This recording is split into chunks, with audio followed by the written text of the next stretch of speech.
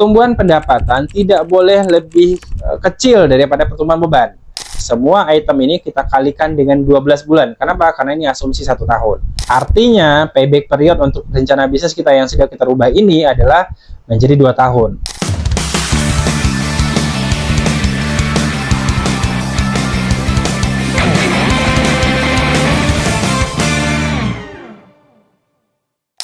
Assalamualaikum warahmatullahi wabarakatuh. Balik lagi di YouTube channel Propreneur, di mana kita hari ini tidak akan menjawab banyak pertanyaan. Kenapa? Karena belakangan ini kami menerima banyak sekali pertanyaan terkait bagaimana cara membuat proyeksi keuangan. Jadi, edisi khusus hari ini kita akan mengajarkan kamu bagaimana cara membuat proyeksi keuangan. Oke, sebagaimana yang tadi disampaikan di awal, belakangan Propreneur banyak banget mendapat pertanyaan, Prof, gimana sih cara bikin proyeksi keuangan? Oke. Kali ini kita akan ngajarin kamu bagaimana cara membuat sebuah proyeksi keuangan gitu ya. Pertama-tama, kamu bisa visit dulu, ada link kita di bawah. Kita udah siapkan sebuah format Excel yang bisa memandu kamu bagaimana cara membuat, ada dua. Satu, land canvas model. Yang kedua adalah proyeksi keuangan. Jadi mungkin kita akan fokus bagian land canvas modelnya mungkin akan kita skip gitu ya. Kita akan fokus di bagian proyeksi keuangan. Jadi kita langsung aja, pastikan kamu udah download, sediakan laptop juga biar kita bisa sambil ngisi bareng-bareng gitu ya. Kita mulai. Oke, begitu kamu buka format Excel yang kita sudah berikan, kamu akan ketemu menu login gitu ya. Kamu langsung klik aja login. Nah, begitu masuk, kamu akan ketemu menu yang namanya land canvas model. Jadi di sini kamu bisa lihat kita sudah siapkan sebuah contoh gitu bagaimana membuat sebuah land canvas model. Apa sih land canvas modelnya? Jadi kita sudah pernah bahas juga di beberapa video sebelumnya. Land canvas model adalah fungsinya bagaimana caranya kamu menemukan uniqueness gitu ya, menjawab kurang lebih ada 9 indikator pertanyaan yang bisa kamu jawab untuk ketika kamu pertama kali mendirikan sebuah bisnis. Jadi kalau buat kamu yang bisnis sudah jalan, kayaknya nggak bikin nggak apa-apa deh gitu ya. Makanya untuk sesi kali ini land canvas modelnya kita skip, kamu bisa baca-baca aja deh. Ini kita contohkan bagaimana sebuah calon bisnis gitu ya untuk batik, menjual batik kantoran untuk anak muda gitu. Ini contoh-contohnya. Kamu nanti kalau mau bikin tinggal sesuaikan aja dengan model bisnis yang kamu miliki. Oke, untuk land canvas model kita skip. Kita akan lanjutkan ke menu financial forecasting. Jadi kita akan masuk ke menu financial forecasting. Oke, setelah tadi kamu klik menu financial forecast, kamu akan dibawa ke tampilan seperti ini. Kamu bisa lihat ada dua tabel gitu ya, ada dua komponen tabel. Di atas ada komponen pendapatan, di bawah adalah komponen beban. Jadi kita akan fokus dulu membahas satu persatu. Saya akan jelaskan dulu untuk komponen pendapatan. Di komponen pendapatan minimal ada 3 kriteria yang harus kamu lengkapin. Satu, kamu harus punya item produk. Kedua, kamu harus punya harga satuan. Yang ketiga, kamu harus punya namanya target penjualan. Dan terakhir satu lagi deh, 4. Kamu harus punya yang namanya proyeksi pertumbuhan per tahun gitu. Jadi kita mulai masuk nih. Kamu bisa lihat di sini, kita sudah coba kasih contoh. Ini produk bidang fashion gitu ya. Jadi ada produk kemeja, celana panjang, celana pendek, hoodie, jaket, dan lain-lain. Kita sudah siapkan produknya, nanti kamu tinggal sesuaikan dengan produk kamu masing-masing. Harga satuannya kita coba isi trial gitu ya. Produk kemeja taruhlah harganya 150.000 begitu. Kemudian celana panjang 175. Harga jual ya, ini bukan harga pokok, ini harga jual. Celana pendek misalkan 100.000. Hoodie kamu jual taruhlah di harga 250.000 misalkan. Dan jaket misalkan kamu jual di harga 500.000. Produk lainnya kita anggap sama gitu ya, 500.000 semuanya. Kita samakan harganya. Oke. Di sini kamu lihat belum ada muncul angka apa-apa di kanan karena kita harus mengisi komponen berikutnya. Apa itu? Yaitu komponen target penjualan. Nah, di sini kamu bisa mainkan nanti nih berapa target penjualan per item yang bisa kita jual. Sekarang kita contohkan di berapa ya? Taruhlah kita mau jual masing-masing item di 30 pieces dulu deh. 30 pieces per item gitu ya. Kita masukkan. Nah, ini nanti akan langsung terlihat nih. Ada muncul angka di sini tapi flat. Angkanya sama setiap tahunnya. Kita masukkan lagi 30. Saya copy aja biar cepet. Oke, di sini terlihat total pieces produk yang kamu jual adalah 300 pieces untuk setiap bulannya, untuk semua item produk gitu ya. Nanti akan otomatis kamu dapat gambaran, oh tahun 2024 saya akan mendapat pendapatan kurang lebih segini gitu ya, kurang lebih 1,3 M kalau saya menjual ada 300 item produk. Sekarang kita asumsi pertumbuhannya setiap tahun biar kita dapat gambaran untuk 10 tahun yang akan datang. Kita asumsikan pertumbuhannya di 5%. Oke, kita tulis 5%. Nah, di sini terlihat setiap tahunnya angkanya mulai berubah. Tadi kan sama terus selama 10 tahun gitu ya. Di sini akan terlihat nih, angkanya mulai ada pertumbuhan. Setiap tahunnya tumbuh flat 5 tahun selama 10 tahun gitu. Ini kita bisa evaluasi nanti nih setahunnya. Oh, tahun depan kayaknya ada perubahan nih, itu bisa kita rubah lagi. Tahun depan targetnya mau berubah, itu kita bisa setting lagi nanti untuk rolling out di tahun berikutnya. Oke, selesai untuk pengisian pendapatan. Oke, kita masuk ke komponen berikutnya adalah komponen beban.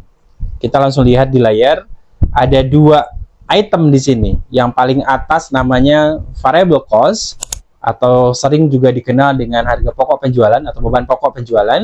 Yang kedua beban operasional atau fixed cost. Isinya beban gaji, listrik dan lain sebagainya gitu ya. Kita akan masuk dulu ke beban variable cost. Kamu bisa lihat di layar bahwa di sini otomatis sudah ada angka nih. Angkanya sama persis dengan angka pendapatan. Bisa kamu lihat. Ini 54 juta, 54 juta. Kenapa? Karena variable cost itu sangat related dengan pendapatan. Semakin besar pendapatan yang kamu dapatkan, variable cost akan ngikutin sesuai dengan margin yang kita punya gitu ya. Sehingga komponen yang paling penting untuk kamu mengukur variable cost adalah margin. Kamu harus punya hitungan margin untuk setiap produk yang kamu miliki masing-masing.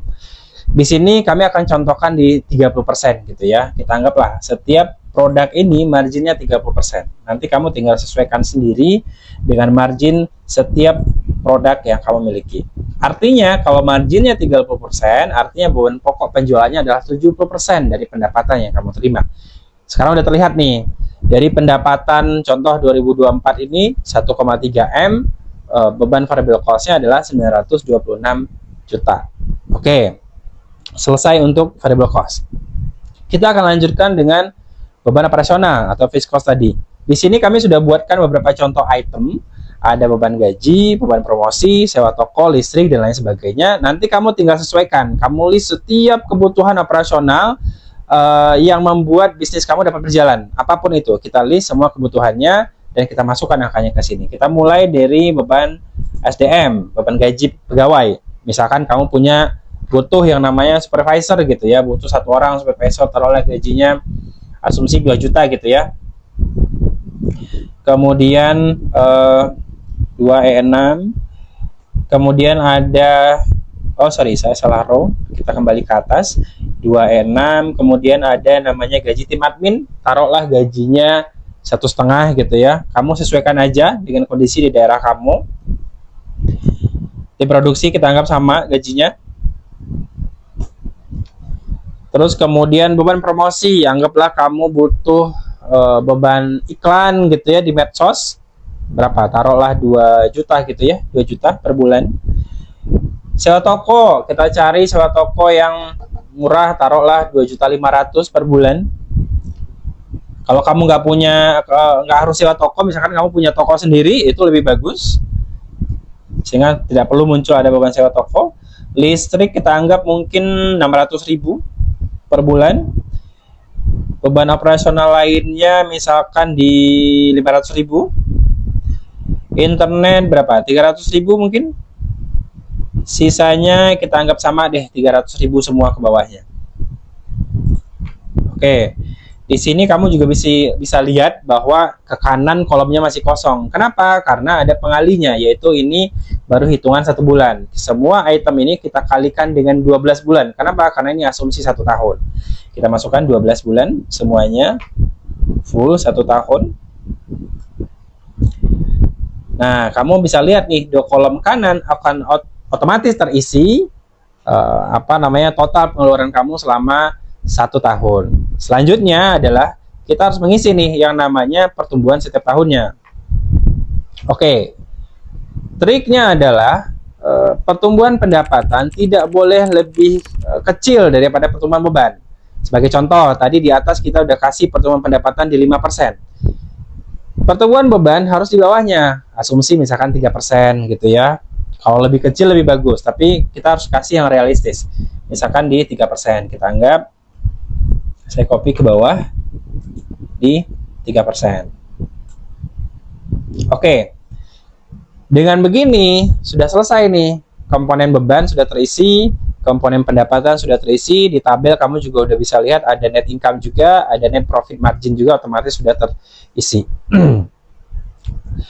Yang perlu kamu perhatikan adalah kamu harus list nih semua item pendapatan yang akan kamu rencanakan di tahun 2024 maupun di tahun berikutnya. Misalkan 2024 baru produk ini doang, 2025 ada tambahan, itu juga kita perhitungkan. Atau sama terus setiap tahun, itu juga kita perhitungkan.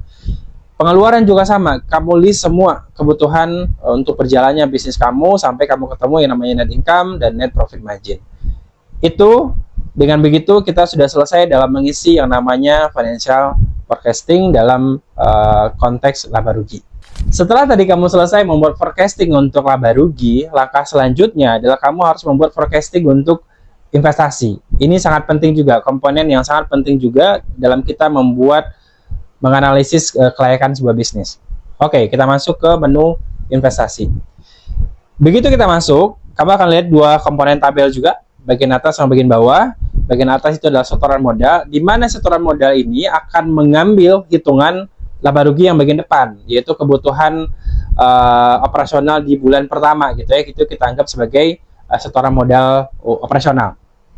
Kemudian di bagian bawahnya kamu perlu untuk menghitung kebutuhan investasi agar supaya bisnis kamu bisa berdiri, entah itu kebutuhan handphone mungkin buat admin, butuh PC, meja kursi gitu ya, butuh aplikasi dan lain sebagainya, kita perhitungkan. Dan sekaligus kamu juga hitung di tahun keberapa dibutuhkannya gitu. Oke, kita contohkan. Kita mulai dari HP admin misalkan. Kita butuh HP admin satu dulu deh di tahun ini gitu ya. Taruhlah harganya di 7 juta misalkan. Beli di tahun ini satu. Kemudian aplikasi kasir berapa? Mungkin 5 juta mungkin ya. Terus kemudian belinya di tahun ini juga sama satu. Kemudian ada yang namanya meja kursi kantor, misalkan harganya berapa? 6 juta mungkin. Belinya tahun ini juga. Laptop gitu, taruhlah harganya 10 juta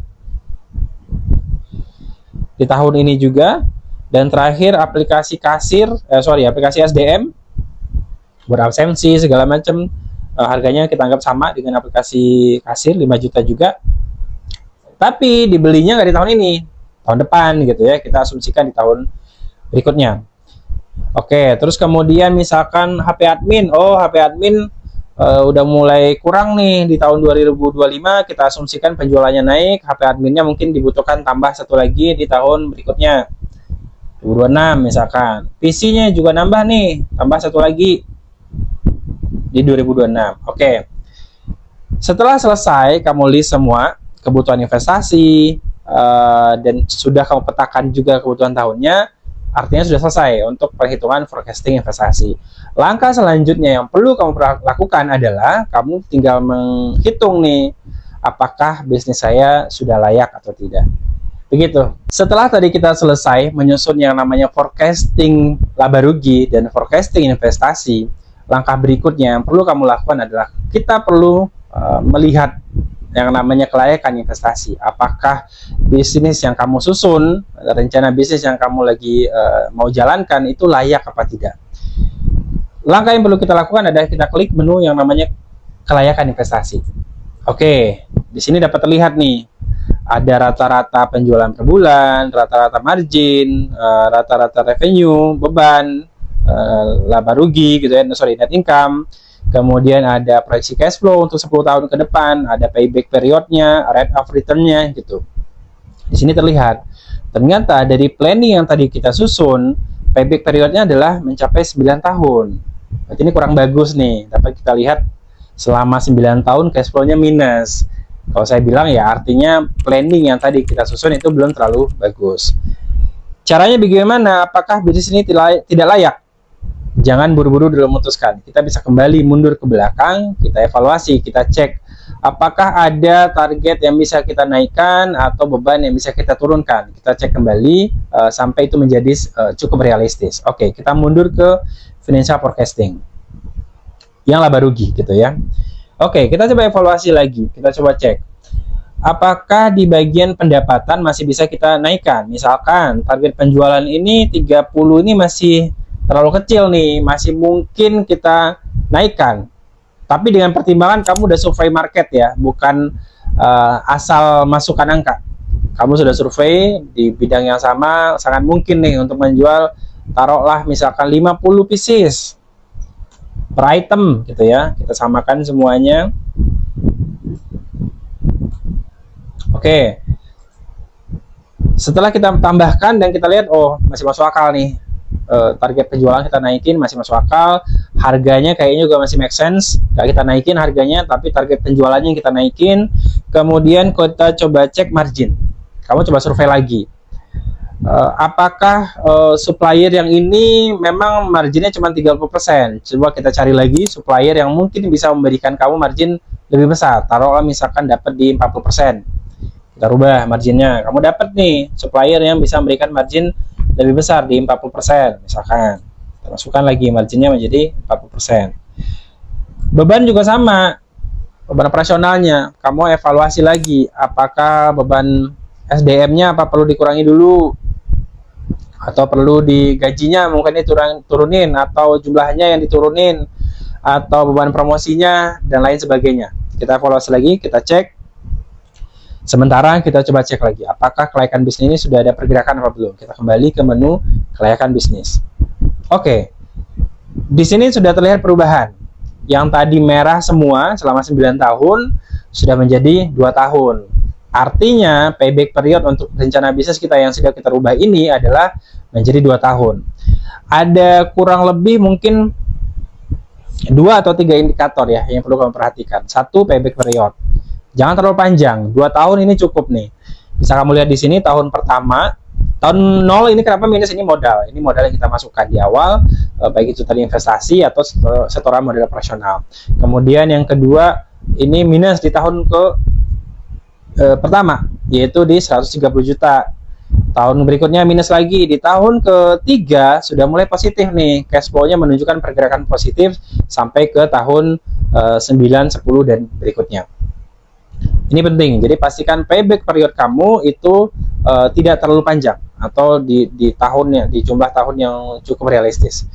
Kemudian yang indikator yang berikutnya yang perlu kamu perhatikan adalah yang namanya rate of return atau tingkat pengembalian. Sebagai contoh aja, misalkan kita kalau naruh investasi di bank, taruhlah deposito gitu ya, bank itu ngasih deposito taruhlah marginnya di 6%. Artinya kalau kita investasi di bank, taruh deposito, kita akan dapat pengembalian 6%. Nah, kita harus pastikan bahwa rencana bisnis yang kita susun harus lebih besar dari itu gitu ya. Misalkan nanti rate of return-nya adalah 5% atau 3%. Ya, sama aja bohong, ngapain capek-capek bikin bisnis. Kita taruh aja deposito, itu jauh lebih bagus gitu. Itu perumpamaannya lah, bagaimana cara membaca rate of return. Jadi makin tinggi, makin bagus. Dan terakhir mungkin net profit margin. Jadi perbandingan antara rasio keuntungan dibandingkan dengan pendapatan. Mungkin itu cara membaca kelayakan suatu bisnis. Kamu dapat memastikan lagi bahwa setting yang kamu susun di awal itu masuk akal, bukan target yang muluk-muluk, bukan hanya untuk membuat kelayakan bisnis terlihat indah gitu ya, tapi setting yang dapat kamu achieve, baik itu dari target penjualan, target harganya gitu ya, kuantiti penjualannya, kemudian marginnya, itu semuanya masuk akal dan kamu pastikan bahwa bisnis yang kamu lagi susun adalah sudah layak. Begitu? Oke, itu aja buat hari ini. Terima kasih buat teman-teman udah nonton. Mudah-mudahan penjelasan terkait dengan cara membuat proyeksi keuangan ini dapat membantu teman-teman dalam menghitung bisnis saya ini layak apa tidak gitu ya. Berapa tahun saya butuhkan untuk kembali, modal saya bisa kembali. Kalau teman-teman mau format yang tadi kita sudah paparkan, teman-teman tinggal klik link di bawah, kita sudah sematkan, ada link di bawah, tinggal download aja. Thank you banget buat yang udah nonton, jangan lupa komen, subscribe, like, and share. Thank you, bye-bye.